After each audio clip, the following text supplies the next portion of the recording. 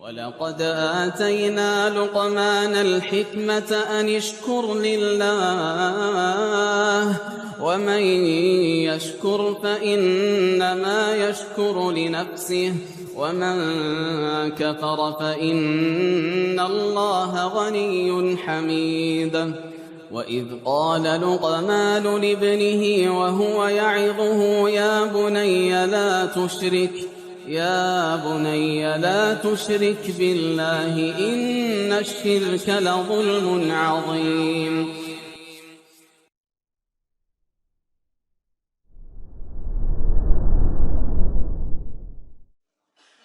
بسم الله الرحمن الرحيم. السلام عليكم ورحمة الله وبركاته. إن الحمد لله نحمده ونستعينه ونستغفره ونعوذ بالله من شرور أنفسنا وسيئات أعمالنا من يهده الله فلا مضل له ومن يضلل فلا هادي له. أشهد أن لا إله إلا الله وحده لا شريك له وأشهد أن محمدا عبده ورسوله لا نبي بعده. يا أيها الذين آمنوا اتقوا الله حق تقاته ولا تموتن إلا وأنتم مسلمون. يا أيها الناس اتقوا ربكم الذي خلقكم من نفس واحدة وخلق منها زوجها وبث منهما رجالا كثيرا ونساء واتقوا الله الذي تساءلون به والأرحام إن الله كان عليكم رقيبا. يا أيها الذين آمنوا اتقوا الله وقولوا قولا سديدا يصلح لكم أعمالكم ويغفر لكم ذنوبكم ومن يطع الله ورسوله فقد فاز فوزا عظيما. فإن أصدق الحديث كتاب الله وخير الهدي هدي محمد صلى الله عليه وسلم وشر الأمور محدثاتها وكل محدثة بدعة وكل بدعة ضلالة وكل ضلالة في النار. أما بعد.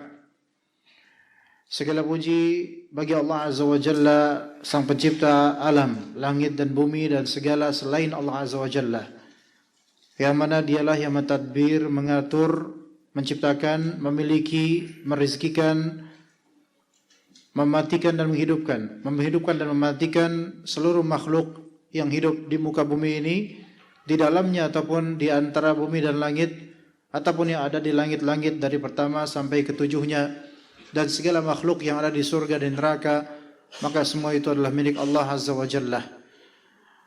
Dan segala nikmat yang telah Allah Ta'ala limpahkan, basahi dan berikan kepada kita semua dari sejak kita masih berada di janin atau rahim hingga seterusnya sampai Allah Subhanahu wa taala sempurnakan rezeki kita, yang mana kita tidak akan mati kecuali telah sempurna rezeki kita selama di dunia ini. Salawat serta salam kepada Rasul kita alaihi salatu wassalam, Nabi Muhammad bin Abdullah, yang dengannya dakwah Islam menyebar melalui beliau ke risalah kenabian beliau, maka dakwah yang hak ini menyebar sampai ke tempat yang mana belum pernah mungkin beliau sangkakan sampai sejauh ini. Bahkan sampai ke desa-desa yang mana mungkin sebagian dari kita melihat di desa-desa pun dakwah Islam tersebar. Kalimat la ilaha illallah Muhammad Rasulullah tersiar. Dan semua dari mereka adalah kaum muslimin yang merupakan umat istijabah yang menjawab talbiyah dan menjawab seruan Nabi sallallahu alaihi wasallam untuk menuju ke Islam sebagai rahmatan lil alamin.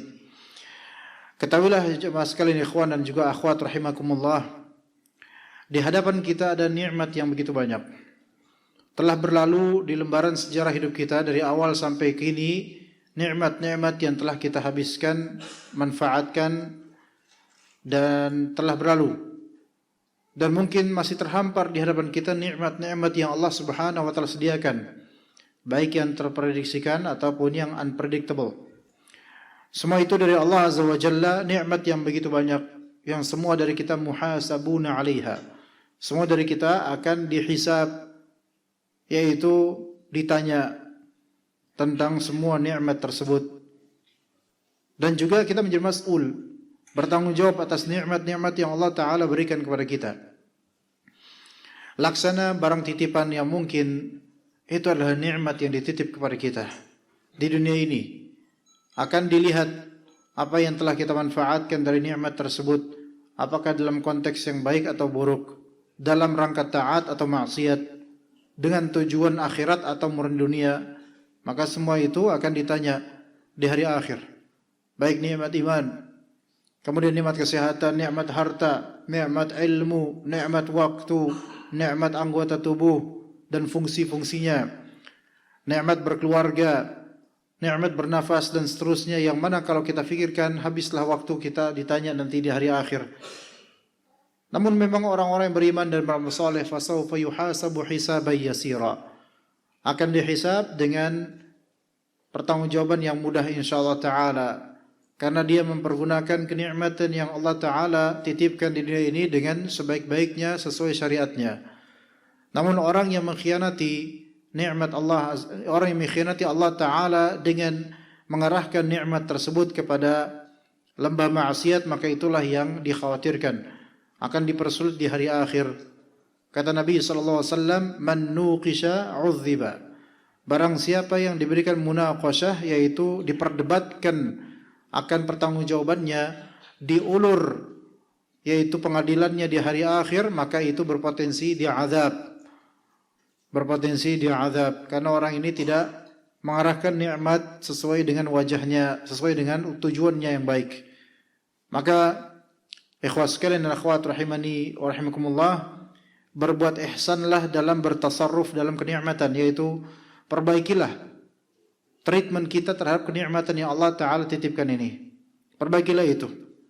Yang mana itu sangat banyak. Kalau misalnya kita memperbaiki bagaimana treatment dan juga tasarruf, yaitu pergaulan kita terhadap nikmat ini, mau dikemanakan nikmat-nikmat ini, maka nikmat-nikmat ini akan menjadi penolong kita untuk taat kepada Allah Azza wa Jalla.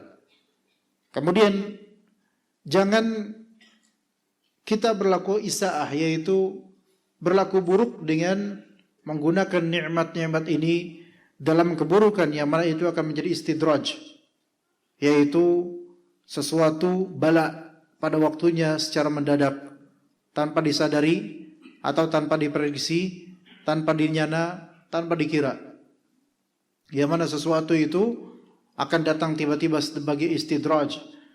Yang ini dikhawatirkan oleh banyak dari ulama, terutama para salaf, yang mana mereka mengkhawatirkan yang disebut dengan istidraj. Dari riwayat Al-Hasan Al-Basri rahimahullah ta'ala, seorang tabi'i yang masyhur, diriwayatkan beliau mengatakan suatu kalimat yang bermanfaat setelah dibacakan kepada beliau salah satu ayat di surat Al-Adiyat, "Innal insana lirabbih lakanud." Al-Adiyat ayat 6. Innal insana lirabbih lakanud. Sesungguhnya manusia itu pada umumnya kanud terhadap Rabbnya. Kanud di sini kata Al-Hasan Al-Basri kafur. Kafur artinya sering kufur nikmat. Sering kufur nikmat. Manusia itu pada umumnya sering kufur nikmat. Dan lebih ditekankan lagi oleh Rasulullah SAW dalam hadis Sahih Bukhari, yang mana kebanyakan penghuni neraka adalah perempuan. Dan di antara sebab terbesarnya adalah kufurnya mereka terhadap kenikmatan yang Allah titipkan melalui suami-suami mereka. Ya, jadi manusia secara umumnya kufur nikmat. Tapi lebih ditekankan dalam urusan rumah tangga, terutama perempuan, karena ini yang banyak terjadi, yang lebih banyak dominan atau lebih dominan terjadi. Maka kanud di ayat ini ditafsirkan oleh Al-Hasan Al-Basri, yaitu kafur, sering kufur nikmat manusia itu. Bagaimana yu'addidul masaiba wa yansa an-ni'am. Yu'addid al-masaib. Manusia itu rajin menghitung musibah dan melupakan nikmat. Rajin menghitung musibah dan melupakan nikmah. Jadi ketika ada musibah itu sangat lebih kerasa. Ketika ada nikmah itu mudah terlupa. Dan itu sifat umumnya manusia. Tidak sadar kalau dia itu sudah mendapatkan nikmat yang banyak. Namun dia begitu cepat terpancing emosinya atau berlaku buruk ketika baru sedikit diberikan musibah dan ujian. Ini contoh orang yang suka kufur nikmat. mudah menghitung musibah yang memang sebenarnya terhitung karena tidak banyak, dan mudah melupakan nikmah yang karena saking banyaknya maka mudah dilupakan. Sesuatu yang terlalu banyak itu seringkali mudah terlupakan, dan sesuatu yang jarang walaupun jelek itu mudah ternotis atau teringatkan. Musibah itu lebih sedikit daripada nikmat yang kita rasakan. Tapi kalau kita lihat seolah-olah musibah itu seluruh hidup kita. Di sekujur hayat kita itu musibah doang isinya. Padahal kalau kita lihat nikmatnya jauh lebih banyak. Itulah manusia, jemaah sekalian. Makanya kata Al-Hasan Al-Basri dalam redaksi lain, "Aktsiru dzikra hadhihi an-ni'mata, aktsiru dzikra hadhihi an-ni'mati fa inna dzikraha syukruha." Perbanyaklah oleh kalian mengingat nikmat ini karena apa? Mengingat atau menyebut nikmat itu adalah bersyukur terhadap nikmat, bersyukur terhadap Allah Ta'ala dengan kenikmatan itu. Dan kata sebagian salaf dalam riwayat Ibnu Abi Dunya, "Dzikrun ni'mati yurithul hubba fillah, hubba lillah." Dzikrun ni'mati yurithu al-hubba lillah. Mengingat kenikmatan itu akan mewariskan cinta kepada Allah Azza wa Jalla. Ya, mengingat, mengenang kenikmatan dari Allah itu akan mewariskan apa? Rasa cinta kepada Allah Azza wa Jalla. Kalau misalnya antum pengen dicintai oleh Allah, maka cintailah Allah. Kalau antum pengen mencintai Allah, maka ingatlah nikmat-nikmat dari Allah Azza wa Jalla. Itu di antara trik yang terbesar untuk kita berusaha untuk mencintai Allah Azza wa Jalla dan syariatnya dan hukumnya dan takdirnya. Mafhum mukhalafah dari kalimat ini adalah melupakan nikmat dari Allah itu mewariskan murka dan tidak ridha terhadap takdir Allah Azza wa Jalla. Ya.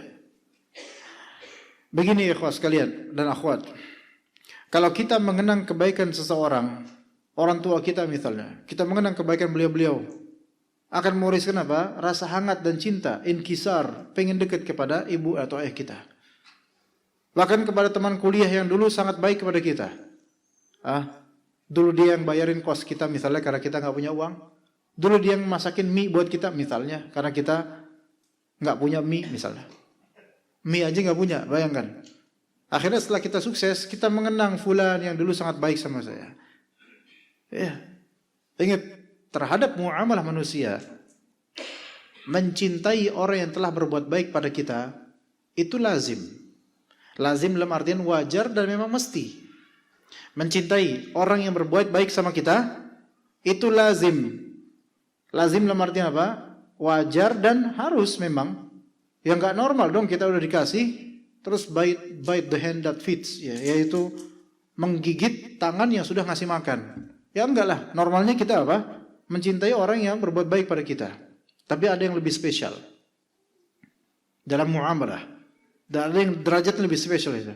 Mencintai orang yang kita beri itu lebih afdal. Mencintai orang yang kita beli itu baru luar biasa. Ya. Mencintai orang yang telah memberi kita itu lazim, wajar dan memang itu seharusnya begitu. Tapi mencintai orang yang kita beri itu baru luar biasa. Itu baru luar biasa. Nah, kemudian tentang hubungan kita dengan Allah Azza wa Jalla, maka kita harus sering mengingat kenikmatan dari Allah sehingga terwariskan darinya mencintai Allah Azza wa Jalla. Maka Allah Ta'ala akan mencintai kita. Dan kalau Allah sudah mencintai kita, maka cinta siapa lagi yang kita cari? Ada doa yang sangat baik. Allahumma arzuqni hubbaka wa hubba man yanfa'uni hubbuhu indak. Ya Allah, rezekikanlah buat saya cintamu dan cinta orang yang cintanya terhadapku itu bermanfaat untuk akhiratku. Itu ada doa tersebut disebutkan dalam Sunan An-Nasa'i dan lainnya. Maka ikhwat sekalian dan akhwat rahimakumullah, istidraj yang mana Sufyan Ats-Tsauri rahimahullah ketika beliau membacakan ayat dalam surat Al-Qalam, Al-A'raf, yaitu Al-Qalam juga ada, sanastadrijuhum min haitsu la ya'lamun.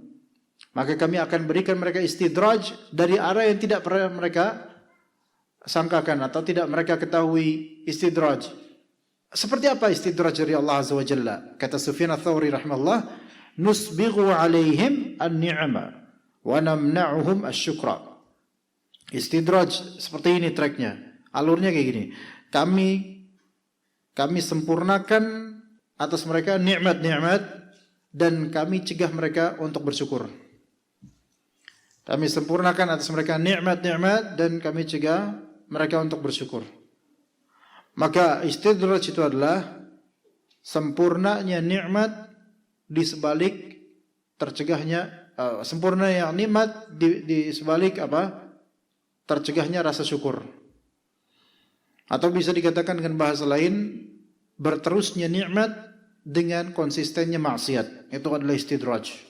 Nikmat terus nikmat. Dan maksiat ya tetap ada, konsisten. Maka ini semua adalah istidraj.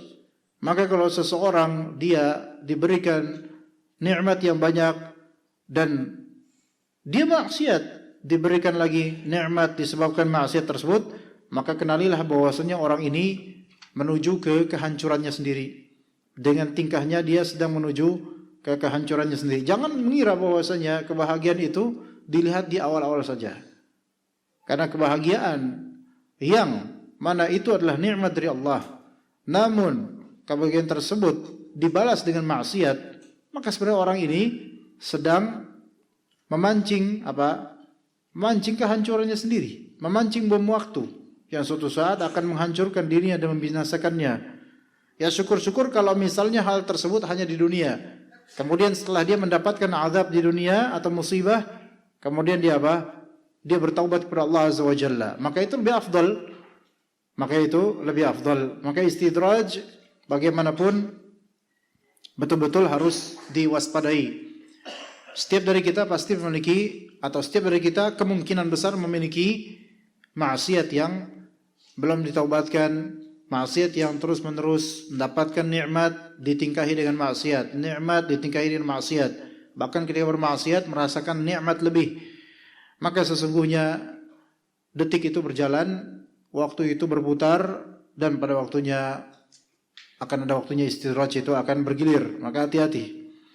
Kemudian ikhwah sekalian dan akhwat rahimakumullah, Nabi SAW kendati pun dalam beberapa riwayat beliau berta'awudz, yaitu berlindung pada Allah dari al-faqr, yaitu kefakiran, tetapi beliau tidak mengkhawatirkan kefakiran terjadi pada antum, pada kita umat muslimin.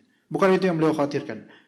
Yang beliau khawatirkan justru sebaliknya, yaitu al-ghina, kekayaan duniawi yang dihamparkan atas kaum muslimin di dunia ini sebagaimana dihamparkan pada orang-orang sebelum Nabi Muhammad, yaitu orang-orang kalangan Bani Israel, yang mana dengan hamparan duniawi tersebut akhirnya terjadi tanafus, yaitu saling membalap satu sama lain, saling melampaui satu sama lain dalam urusan dunia. Mereka bukan dalam fastabiqul khairat lagi, tapi fastabiqud dunya, yaitu betul-betul berlomba untuk mengejar dunia.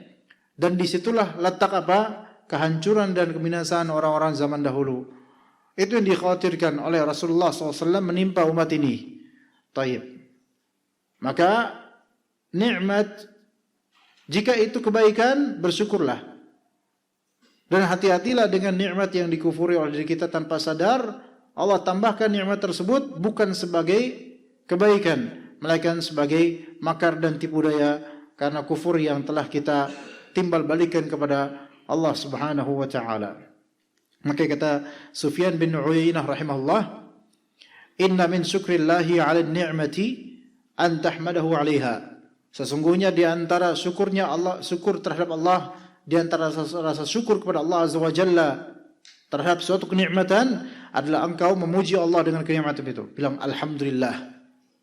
Alhamdulillahilladzi at'amani hadza wa razaqani min ghairi haulin minni wala quwwah. Misalnya kalau habis makan. Atau ditanya gimana kabar antum? Alhamdulillah ana baik. Gimana kabar ini? Alhamdulillah, alhamdulillah. Memuji Allah Azza wa Jalla.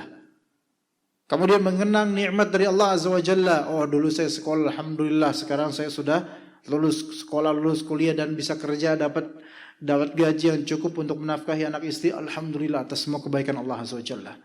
Ini step pertama. Step kedua, yaitu wa tasta'ina biha 'ala ta'atih, dan engkau menggunakan nikmat itu untuk ketaatan pada Allah. Itulah syukur. Jadi syukur nikmat itu ada dua. Yang pertama, memuji Allah dengan lisan, dan yang kedua menggunakannya untuk ketaatan. Itu syukur ada dua. Dan tidak hanya satu saja, harus dua. Umumnya syukur seperti itu. Namun sayangnya umumnya manusia nomor satu saja. Itu pun nggak pakai hati, kadang-kadang hanya spontanitas. Yang pertama tadi memuji Allah Ta'ala dengan lisan, dan yang kedua menggunakannya untuk ketaatan. Itu syukur. Ya, dua rukun syukur. Dan yang pertama memerlukan hati, qalbu, dan yang kedua memerlukan qalbu, karena dua-duanya ibadah. Memuji Allah itu ibadah, maka membutuhkan ikhlas. Dan menggunakan kenikmatan untuk ketaatan juga ibadah, maka memerlukan ikhlas. Jadi dua hal ini harus pakai hati. Syukur berarti ada di tiga letak, tiga tempat, di qalbu, di lisan, dan anggota tubuh. Di qalbu sebagai basic untuk 2 poin syukur tadi. Basicnya harus dari hati. Ketika dia mengucapkan alhamdulillah, hatinya juga meniatkan itu. Bukan sebatas spontanitas lidah.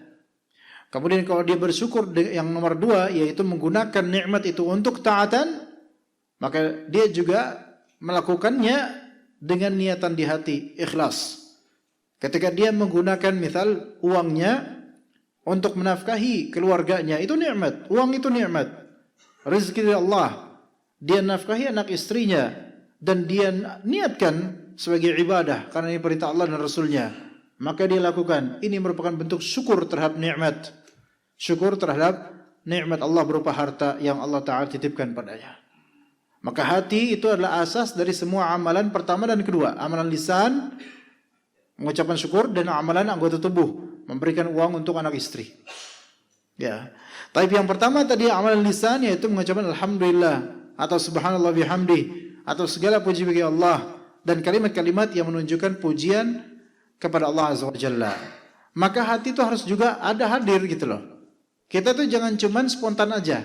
Oke, bekhair nanti. Alhamdulillah. Dah gitu doang. Sebenarnya hatinya sebenarnya enggak alhamdulillah. Ya cuman spontan aja. Ya walaupun zahirnya bagus, tapi kan kita memerlukan hati untuk mengucapkannya. Kemudian yang kedua yaitu bersyukur dengan apa? Menggunakan nikmat untuk ketaatan. Maka seseorang yang cuma ngomong alhamdulillah walaupun pakai hati dan lisan, namun kemudian nikmat tersebut dia arahkan untuk maksiat, maka belum disebut bersyukur secara sempurna. Melainkan ada sisi syukurnya di lidah dan hati, dan ada sisi kufurnya di penggunaan anggota tubuh. Ya. Antum paham enggak apa yang Anda ngomongin selama ini, jemaah? Paham kan? Jam berapa sekarang? Ini sesuai temanya ini kan? Benar kan? Benar, panitia. Benar ini temanya kan? Nggak, takutnya Anda salah materi, benar ya? Judulnya apa judulnya sekarang ya? Nikmat bukan? Tenang, nikmat bukan? Alhamdulillah. Alhamdulillah. Enggak, dari tadi soalnya antum diem aja, takutnya di flyer temanya apa, Anda ngomong apa. Alhamdulillah kok selaras. Seingat Anda sih ini tema sekarang. Taib. Kita menuju ke nikmat yang disebut nikmat makanan. Kita lebih spesifik ke masalah makanan, minuman, dan masalah israf dan tabdzir. Makanan, minuman, dan masalah mubadzir. Itu Anda alihkan ke situ. Ya. Sebenarnya nikmat itu banyak, tapi lebih spesifik untuk malam ini tentang makanan dan masalah tabdzir, mubadzir. Apa Indonesia mubadzir?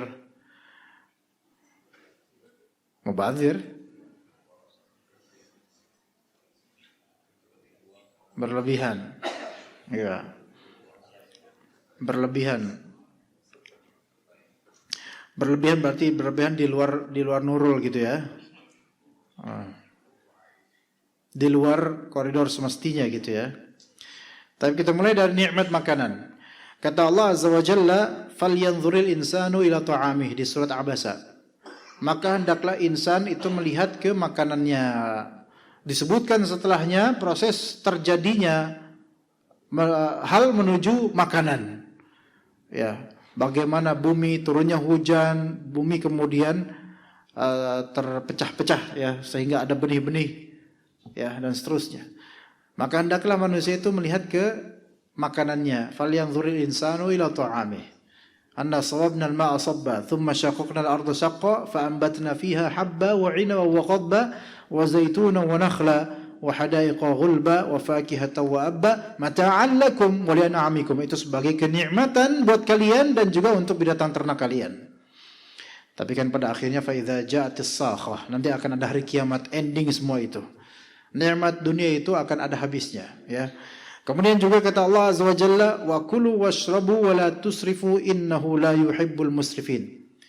Makanlah oleh kalian silakan, minumlah oleh kalian silakan, tapi jangan kalian berlaku israf. Israf itu bahasa kita ya mubadzir sama.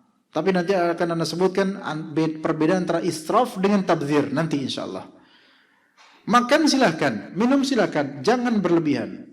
Innahu la yuhibbul musrifin. Allah Ta'ala tidak suka dengan orang-orang yang israf, yaitu orang-orang yang berlebihan. Nanti insyaallah dijelaskan israf.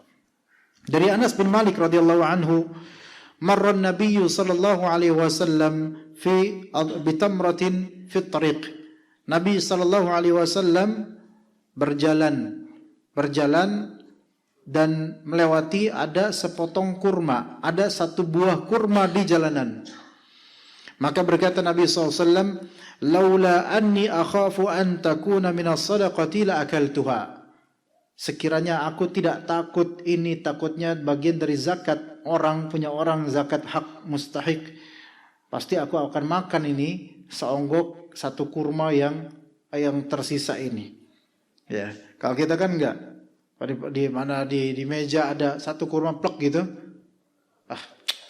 langsung bukan disikat ya, disingkirkan, taruh di di tempat sampah, bukan taruh di perut. Oh, taruh di perut di sini dong, taruh tempelin gitu. Ya, taruh di tempat sampah. Ya. Kemudian juga hadis riwayat Anas bin Malik lagi, kana Rasulullah sallallahu alaihi wasallam idza akala ta'aman la'iqa asabi'uhu thalath. Nabi sallallahu alaihi wasallam kalau beliau makan makanan, beliau menyendok itu dengan 3 asabi'. Cara makan beliau itu sebenarnya kayak gini. Ya. 3-nya gini. Kalau gini susah ya. Iya, susah. Ya. Dari 3. Kayak gini. Ada beberapa ulama yang menjadikan hadis ini sebagai sandaran. Allah a'lam, menurut mereka, ijtihad mereka, bahwasanya bagi mereka yang lebih dekat kepada sunnah dalam makan pakai sendok, karena 3 jari. Sebagian ulama berpendapat seperti itu. Allahu a'lam. Tapi di zaman Nabi SAW seperti ini, tidak pakai sendok sepertinya ya. Nah kalau antum bisa gini, tapi ya sulit. Apalagi kebiasaan kita nggak gitu dari kecil. Ya susah, sulit. Ya, kebiasaan kita gini kan. Kuli bangunan nanti. Anda kalau makan McD, Ricis atau nasinya kan pakai 3 jari susah tuh. Ya. Nasinya masih langsung di berkasnya itu. Buk gitu kan. Ya. Tapi ala kuliah itu enggak haram, makan dengan cara gitu enggak haram, enggak masalah. Cuman kalau mau lebih ke seperti Nabi SAW 3 jari. Karena Rasulullah SAW idza akala ta'aman la'iqa asabi'ahu ats-tsalath. 3 jari. Waqal, dan berkata Nabi SAW, idza saqatat luqmatu ahadikum falyumit anha al-adha. Kalau misalnya di antara cidukan atau tandukan atau sendokan atau ada makanan yang jatuh milik kalian, maka falyumit anha al-adha, maka imatot, yaitu pungut lagi dan singkirkan apa? Kotoran. Kalau mungkin ya. Kalau masuk comberan, masuk septic tank ya jangan. Ya. Masih sini atau di jalan plek ya, dan enggak basah ya, masih bisa bersihin perintah Nabi SAW. Iya. Wal yakulha, makan itu. Wala yada'ha li syaitan. Jangan disisain buat setan. Ini menunjukkan kalau makanan tidak dihabiskan tanpa darurat, itu berarti antum ngasih makan setan walaupun tanpa niat. Ya. Makanan disisain gitu aja tanpa darurat, maka apa? Sebenarnya antum nyisain buat setan walaupun tanpa niat. Antum berikan buat setan, antum memfeeding setan. Setannya senang. Iya. Begitu. Jadi kalau ada makanan jatuh enggak diambil lagi, berarti ngasih ke setan. Ya, kecuali yang darurat ya. Jatuhnya ke tempat yang enggak memungkinkan untuk dibersihin lagi misalnya. Atau antum sudah kekenyangan, sementara ini porsi masih ada, antum nggak bisa maksa, maka meninggalkannya itu diperbolehkan karena dia darurat, nggak bisa nerusin. Sementara sabda Nabi SAW dalam masalah makan, thuluthun li ta'amih wa thuluthun li syarabih wa thuluthun li nafasih. Sepertiga untuk lambung ini, sepertiga untuk makanan, sepertiga untuk minuman, dan sepertiga untuk nafas. Ya, jadi makan kalau bisa nggak usah banyak-banyak, sebaiknya sepertiganya. Baik. Adzan Isya kita tunggu selesai dulu, insyaallah kita lanjut setelahnya. Bagi ikhwan. Oh iya. Oke. Tapi ini kan bentar lagi mungkin. Nanti Anda ngomong dipotong sama azan. Ya kita tunggu aja. Masih lama enggak azannya? Masih lama biasanya. Jadi mereka lebih dahulu. Ya khilaf terjadi. Nah kan. Ya.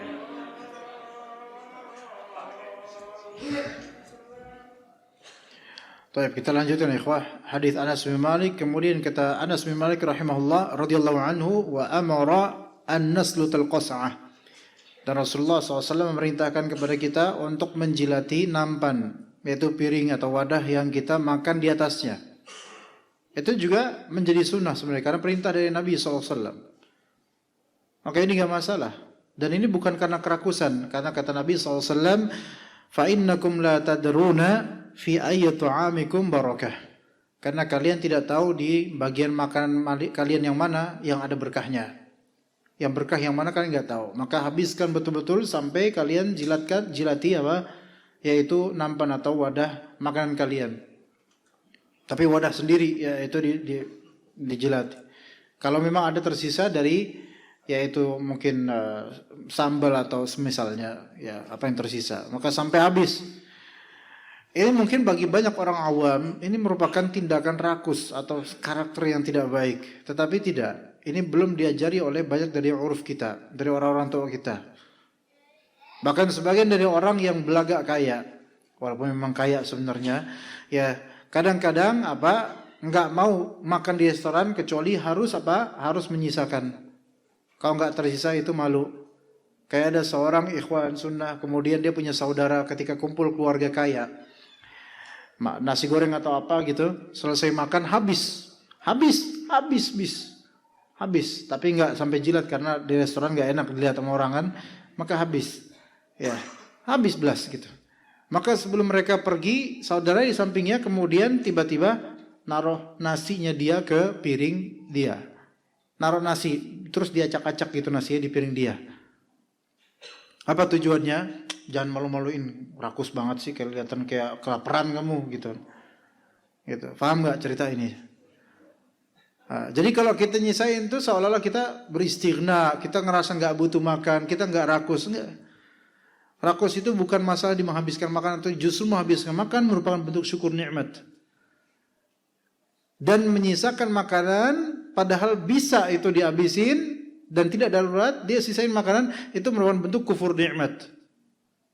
Itu terbalik sebenarnya, terbalik pemikiran banyak orang, terbalik. Jangan ikut orang-orang barat. Ya. Tapi kemudian masalah israf dan tabdzir, yang dua-duanya sama-sama mubadzir bagi kita. Kata Allah Azza wa Jalla tentang Fir'aun, innahu kana 'aliyan minal musrifin. Sesungguhnya Fir'aun itu orang yang sok tinggi dan dia termasuk orang-orang israf. Orang israf. Nanti israf ini kita akan pahami baik-baik setelah ini. Kemudian kata Allah Ta'ala, wa atidhal qurba haqqahu wal miskina wa ibnas sabil wal tubadzir tabdzira. Dan berikanlah kepada kerabat hak-haknya. Kepada orang miskin hak-haknya kasih. Kepada ibnus sabil, yaitu orang yang lagi safar dan kehabisan bekal, berikan hak mereka.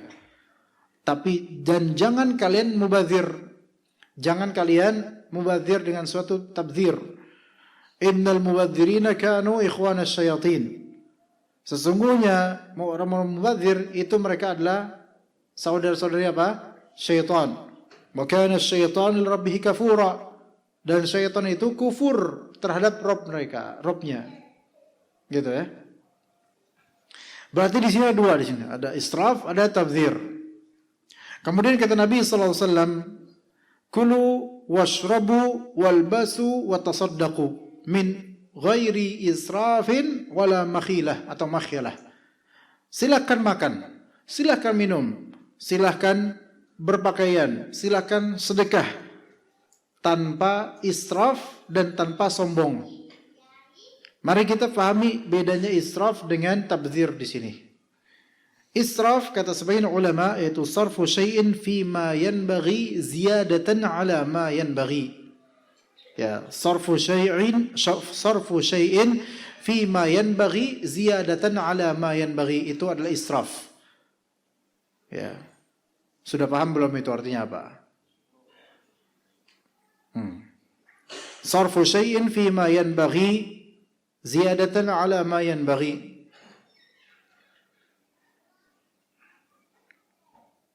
Apa Indonesia sarf?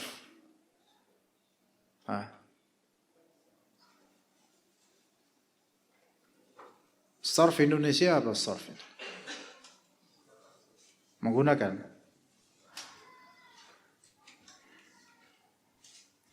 Menggunakan kurang, menghabiskan nggak bisa, menukar juga nggak bisa. Yang benar sarf, mensarafkan sesuatu. Itu. Paham nggak mensarafkan sesuatu apa? Anda aja nggak paham terjemahannya apa? Mensarafkan sesuatu dalam hal yang pantas, tapi melebihi sepantasnya. Melebihi kadar yang pantas. Konteksnya pantas, tapi kadarnya nggak pantas. Paham nggak? Itu israf. Bukan itunya, iya sewajarnya, betul. Sewajarnya betul, itu adil, i'tidal. Enggak, di sini yang sarfin yang Anda enggak bisa nerjemahin sampai sekarang. Enggak, bukan itu Pak, bukan itu. Sarf itu adalah perbuatannya, gini. Kayak gini nih, misal. Kita ada orang miskin nih, gelandangan. Ya, dia gelandangan. Antum ngasih dia pantas enggak? Ya pantas, karena dia butuh, gitu loh. Tapi antum ngasih dia 20 juta. Enggak pantas. Ngasihnya pantas, tapi kadarnya itu enggak pantas. Paham enggak? Ini israf. Ya, sob. Memanfaatkan sesuatu yang pantas tapi kadarnya tidak pantas. Enggak, memanfaatkan kurang tepat. Menghabiskan juga kurang tepat. Mengalihkan kurang tepat. Kalau itu semua makna sarf, tapi kok nggak ada yang tepat di Indonesia ini bahasanya apa? Coba definisiin Pak. Apa? Iya melampaui, enggak ada lafal sarfnya ini yang Anda. Iya melampaui. Iya israf melampaui batas betul, tapi sarf ini artinya apa? Verb kata kerja ini tuh artinya apa di Indonesia, itu yang Anda belum bisa find out sekarang.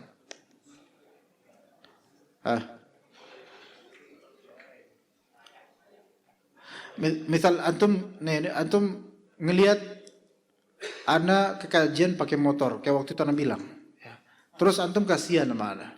Tiba-tiba antum ngasih Ana Pajero Sport. Nah, ini israf atau bukan?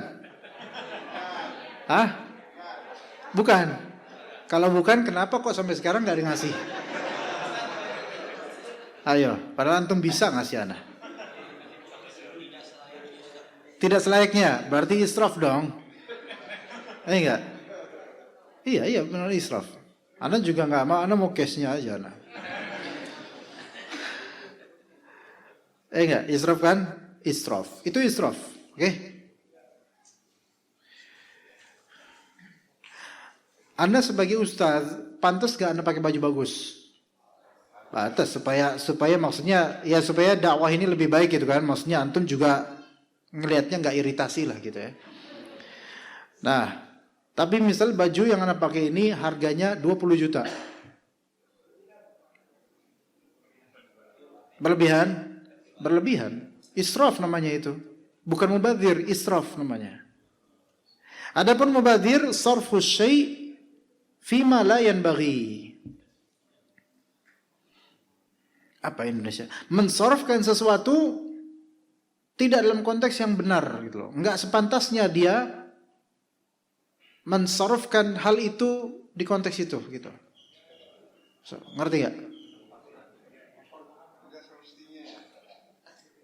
Pak. Iya.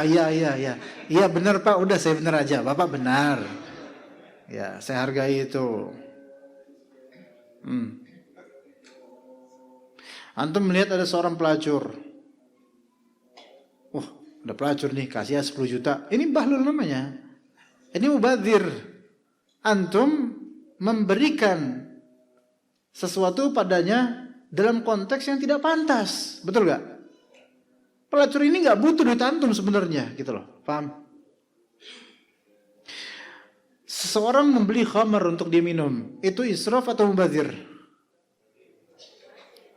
Mubadzir, karena gak pantas. Sama sekali gak pantas. Enggak. Laki-laki membeli selendang sutra buat dia pakai. Mubadzir atau israf?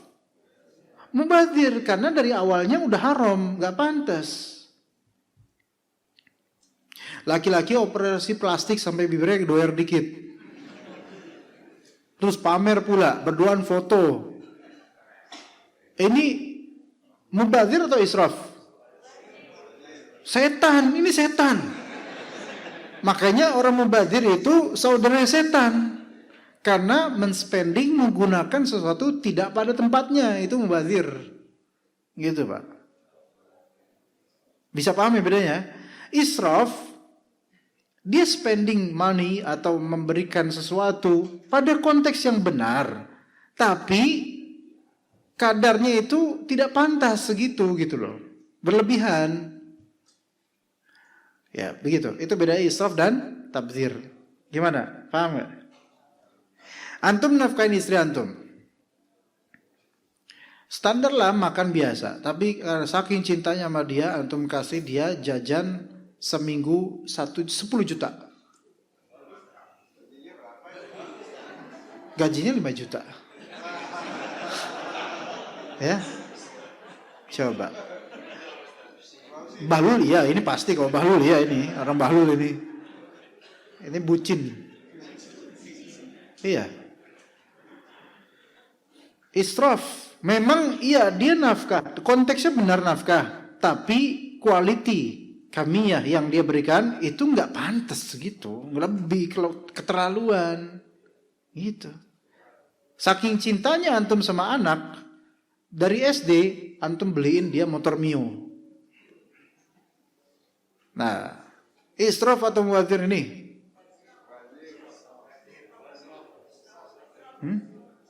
Israf, berlebihan. Oke. Antum belikan dia sepeda Polygon yang harga 3 juta misalnya. Anak kecil, anak SD, sepeda Polygon harga 3 juta. Israf atau mubadzir atau wajar? Wajar kalau itu mah wajar. Antum yang bilang israf karena nggak mampu aja. Afwan ya, afwan. Jangan tersinggung, bercanda, afwan. Iya. Kadang israf sama tabdzir itu dikembalikan juga ke uruf, ya. Ke uruf dan ke konteks orangnya. Tapi juga ada kaidah umum juga bagi uruf orang gitu loh. Iya. Kalau misalnya antum menyekolahkan anak antum ke sekolahan yang SPP per bulannya 3 juta dan antum mampu dan kualitasnya juga bagus, maka ini menurut antum bukan israf. Ya wajar. Tapi bagi yang nggak mampu, Gaya banget. Bukan gaya, emang punya duit. Ya enggak? Nah ini kadang-kadang nggak bisa diberikan batasan kecuali dilihat dari konteks orang itu. Hah? Mungkin hasad. Mungkin hasad. Pakai H bukan pakai K, ya. Pakai D bukan pakai N. Kalau pakai N, Hasan dari nanti. Ya, itu bedanya hasad lagi. Itu bedanya apa? Israf dengan tabdzir. Mana yang lebih buruk? Israf atau tabdzir dalam nikmat? Secara logika antum, mana lebih buruk? Mubadzir, karena dari awal sudah menempatkan sesuatu bukan pada tempat semestinya. Gitu. Ya. Kalau israf, ini masih ada benernya gitu loh. Memang ada benar konteksnya, cuma berlebihan gitu. Oke? Nah, antum butuh makan. Oke, butuh makan. Antum ke sebuah restoran. Ya, ini jarang-jarang nih kita ke restoran nih. Dah, garap semua, mumpung banyak duit kita. Ayam, penyet, bebek bakar, kambing guling, ngumpul tuh, ya. Lama banget nunggunya. Udah pesen yang ini dah, yang instan apa kayak gitu, mie rebus. Ya makan mie rebus udah kenyang duluan kan, sama gorengan-gorengan, kenyang duluan, bakwan 3 sama sambal colo-colo, wah udah selesai kenyang. Datang semua kambing dan ayam tadi gitu. Waduh, udah kenyang. Ini namanya mubadzir atau israf? Israf. Iya. Tapi kalau antum terus, waduh, saya udah kenyang nih, dibungkus aja dah. Dibungkus, di rumah taruh kulkas, dimakan buat ntar malam, besok pagi, besok siang. Mubadzir atau israf? Tidak mubadzir, tidak israf. Karena ya udah benar, oke. Iya enggak? Iya. Tapi kalau kemudian, aduh, cicipin enak dah, udahlah, akhirnya terbengkalai gitu aja. Israf berlebihan, ujungnya mubadzir juga, karena dia tidak menjadikan daging-daging ini dimanfaatkan, dibuang jadinya. Iya. Saya nggak tahu kalau perusahaan roti, nah dalam sehari atau 2 hari ada perusahaan roti, kita nggak mau sebut namanya, sehari kalau nggak habis, walaupun masih puluhan roti, dihancurkan itu semua roti. Dan pegawai tentu nggak boleh ngambil. Kalau mengambil nanti disalahgunakan, dijual ulang oleh pegawai. Ada merek roti yang seperti itu. Apakah itu mubadzir atau israf? Anda nggak tahu kok itu. Nggak bisa ngomong kok itu. Wallahu a'lam. Karena itu juga ada sisi maslahat juga, ada sisi mafsadat juga. Wallahu a'lam. Ya. Dan dalil menunjukkan bahwa mubadzir lebih buruk daripada israf. Kalau israf itu innallaha la yuhibbul musrifin. Allah tidak menyukai orang-orang yang berlaku israf. Tapi kalau mubadzir, innal mubadzirina kanu ikhwanas syayatin. Orang-orang mubadzir mereka adalah saudara setan. Nah, ini lebih buruk lagi gitu loh. Makanya mubadzir, spending money untuk hal yang tidak wajar itu lebih buruk daripada spending money untuk hal yang wajar tapi berlebihan. Gitu. Antum sedekah kepada tukang ojek misalnya, tukang ojek online misalnya, dia ke masjid, wah ini orang bagus nih, ya. Antum nggak ngasih 50.000 enggak, Pak, saya terharu dengan Bapak, motor butut, terus jaket compang-camping, wajah demek, ini masya Allah, tapi masih mau sholat, itu saya terharu Pak. Ini kunci mobil, STNK, semua Bapak pegang buat Bapak, tuh mobilnya. Kira-kira israf atau deserve? Israf, karena antum bertanya kenapa bukan saya yang digituin gitu ya. Israf Pak. Emang dia butuh tuh mobil? Enggak, belum tentu bisa naik mobil. Bahkan mungkin dia menikmati keojolannya. Hah? Mana yang bertanya? Hadiah itu Pak, kalau melampaui batas itu juga nggak baik Pak. Iya Pak. Ya. Nah, itu kan pemikiran Bapak. Bapak jangan-jangan ojol ini, jangan-jangan ojol nih. Pak, ada orang-orang yang memang standar umumnya sesuaiin lah. Hadiah itu sesuaiin Pak. Dia tuh nggak nyari apa-apa kan sebenarnya. Tiba-tiba Anda hadiahin 50 juta, betul bermanfaat. Tapi apakah tidak itu membuat fitnah buat dia? Umumnya akan terfitnah orang seperti itu Pak. Kecuali diseruput ya. Nih 1 juta. Bapak besok closing lagi. Nanti besok dapat 1 juta lagi. Itu israf nggak? Belum tentu israf. Tapi fitnah juga buat hatinya.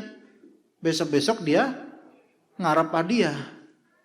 Orang itu jangan kira hadiah, semua masalah hadiah itu boleh. Kadang-kadang hadiah itu bikin fitnah. Iya. Kadang-kadang hadiah itu bikin fitnah. Kalau orang itu tidak layak diberi hadiah segitunya, itu bisa membuat fitnah di hatinya. Apakah ojol ini kemudian akan terganggu dengan pikirannya? Saya dapat 50 juta. Cash lagi. Dia habis itu masih ngojek nggak kira-kira? Belum tentu ngojek lagi. Habis itu mungkin dia nikah lagi atau gimana kita nggak tahu. Ya kan? 50 juta lumayan ini. Ke pengadilan paling 3 juta doang. Buat ini 20 juta. Bagus, ide bagus sih. Makanya antum senang dengernya kan? Iya. Gitu ya kawan. Ada akalanya kita itu memberi hadiah yang pantas bagi orang gitu loh. Sepantasnya dia itu dapat seberapa gitu. Jangan berlebihan karena itu memberikan fitnah buat dia.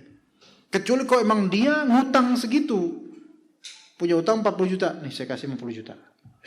Karena dia butuh, maka ini bukan israf, sesuai dengan kebutuhan dia.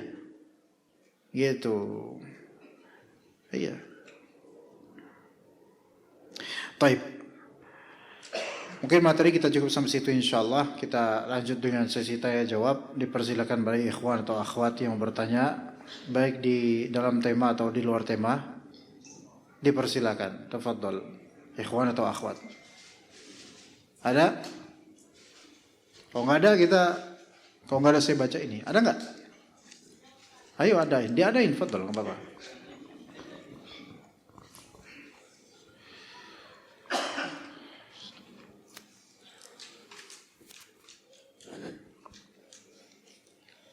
Ayo. Bismillah. Tadi Ustaz banyak. Assalamualaikum ya. Assalamualaikum Ustaz. Waalaikumsalam warahmatullahi wabarakatuh. Ya. Hari ini judulnya menjaga kenikmatan dari Allah. Ustaz tadi menjelaskan masalah israf mubazir ya. Mubazir. Apa? Mubazir. Mubazir ya. Ya. Jadi afwan Nana agak kurang ini Ustaz. Hubungannya menjaga kenikmatan dari Allah dengan dua tersebut. Tolong minta penjelasan dari Ustaz. Apa pertanyaannya? Pertanyaannya dengan judul hari ini jaga kenikmatan dari Allah dengan yang Ustaz jelaskan dua tadi. Oh, mubazir sama israf. Ya. Ketika kita menghabiskan uang bukan pada tempatnya, itu menjaga nikmat bukan? Bukan. Ketika kita sedekah tapi berlebihan, itu menjaga nikmat bukan? Bukan juga. Karena berarti kita telah memberikan nikmat yang Allah titipkan pada kita dengan cara yang tidak benar. Maka itu berarti bukan menjaga nikmat. Itu korelasinya. Gimana, Bu? Bisa dipahami, Bu? Yang begitu bisa dipahami Ustaz. Alhamdulillah. Ada lagi, Bu? Diadain aja nggak apa-apa, Bu? Bapak-bapak israf. Bapak-bapak ada, Bu? Bapak-bapak? Atau saya baca ini dulu ya. Apa Ustaz mau tanya bagaimana hukumnya memajang kaligrafi ayat Al-Quran? Ini diperselisihkan oleh para ulama. Kaligrafi, pertama, fungsi Al-Quran bukan untuk ditulis sebagai kaligrafi, itu pertama. Ya, tapi baiklah. Di sini banyak orang yang ingin mengagungkan Al-Quran dengan menjadikannya kaligrafi, yang dibolehkan sebagian ulama. Ada juga yang memakruhkan. Yang memakruhkan itu karena menganggap bahwa tujuan dari kalam Allah itu bukan sebagai pajangan. Itu yang memakruhkan. Yang membolehkan sebaliknya, memajang kalam Allah di tembok-tembok ini sebagai pengagungan terhadap Allah dan kalamnya. Ya, kalau ana pribadi lebih condong kepada yang makruh. Melihat dengan kenyataan juga, ya. Melihat dengan kenyataan juga. Bahwasanya memang kenyataannya orang yang memajang-majang itu belum tentu di hatinya apa? Atau belum tentu dia mencerminkan pengagungan terhadap kalam Allah. Bahkan kadang-kadang justru kurang mengagungkan. Masang kaligrafi di kamarnya atau di ruang tamu, tapi dia bermaksiat di tempat itu. Kan kurang menghormati, katanya mengagungkan kalam Allah. Jadi jangan sampai kita itu terjebak dalam simbolisme. Yang itu banyak kaum muslimin terjebak di situ. Yang penting simbolnya, esensinya nggak dapat. Ya, dan itu pendapat yang menurut saya lebih tepat ya. Tidak perlu mengkaligrafikan Al-Quran. Yang terpenting Quran di Al-Quran atau di hadis disebutkan dalam beberapa dalil tujuannya tadabbur. Kalau dikatakan kita membuat kaligrafi wasilah untuk tadabbur, kenyataannya enggak, hanya pajangan, hiasan, dan hiasan itu enggak cukup untuk menjadi alasan tadabbur. Hiasan itu enggak cukup. Tadabbur itu adalah pakai pikiran, akal, hati dan otak. Ya, tadabbur. Ya, bahkan kadang bisa menjadi haram ketika ruangan tersebut biasa dipakai buat maksiat. Kemudian dipasang kaligrafi di situ. Ini kan berarti peremehan terhadap Al-Quran. Bisa menjadi haram. Ya begitu. Maka wallahu alam lebih baik tinggalkan pengkaligrafian. Ya. Walaupun sebagian ulama membolehkan. Ya tidak langsung serta-merta berdosa. Enggak. Hanya dilihat dari konteksnya. Anda buat apa kaligrafi itu? Menta'zim dan mengagungkan Al-Quran itu ada cara yang syar'i. Lebih baik daripada itu. Yaitu baca tuh Al-Quran tiap hari. Tadabburi Al-Quran tiap hari. Fahami maknanya tiap hari. Itu yang benar. Ya, coba tanya tukang kaligrafi. Udah berapa buku tafsir antum baca? Wah, ini bukan ustadz pak, saya cuma pedagang kaligrafi. Itu kan berarti nggak mengagungkan dong. Udah berapa juz Anda baca pada 2 bulan ini misalnya? Waduh, maaf deh kalau baca mah saya cuma baca yang di kaligrafi doang. Berarti Anda tidak mengagungkan Al-Quran. Anda hanya pedagang. Begitu. Seandainya kaligrafi itu betul-betul mencerdaskan kita dan membuat kita itu semakin dalam memaknai Al-Quran, tentu pedagang kaligrafi itu yang paling paham. Hanya pedagang. Ya. Sama juga pencetak oplah, buku-buku atau mushaf-mushaf. Tapi kan kalau mushaf itu kan memang ada tujuan. Kita baca, kita tadabburi gitu loh. Kalau kaligrafi, sekarang coba di masjid yang ada kaligrafinya. Antum baca tuh. Belum tentu antum bisa baca. Bagus ya. Lekukannya tuh kayak di Spanyol. Kayak di Andalusia gitu, fontnya gitu. Coba baca. Alam, alif lam mim, alam. Gitu.